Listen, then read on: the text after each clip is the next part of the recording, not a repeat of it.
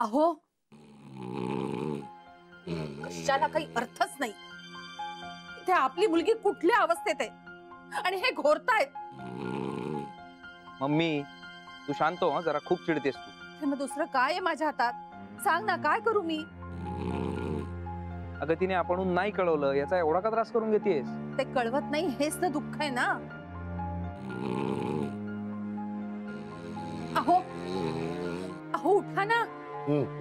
अहो ऐका तर काय झालंय ते। अहो लक्ष्मी आणि वैभवराव केव्हाचे घराबाहेर बसलेत। त्यांच्या घरात पाणी साचलंय, लाईट गेले। हा काय तुम्हाला खरंच काही माहिती नाहीये का? मला तसं सांगताय? अगं मला माहिती असतं तर मी तुझ्यापासून कशाला लपवलं असतं? मला काय माहिती? बरं आता काय झालं ते नीट सांगणार आहेस का मला? मलाही इतकंच कळलंय। मग आधी नीट विचार ना। ती मला कधी सरळ उत्तर देते का? तू धड बोललीस का तिच्याशी? हो मी सांगितलं तिला ताबडतोब इथे निघून या। फोनवर एवढंच बोलता आलं मला। मग मग काय विचारताय सारखं? तुम्हीही हेच सांगा तिला, इकडे तिकडे कुठेही जायचं नाही, सरळ इथे निघून ये, हक्काचं घर आहे तुझं। आता तू बोललीस ना तिच्याशी?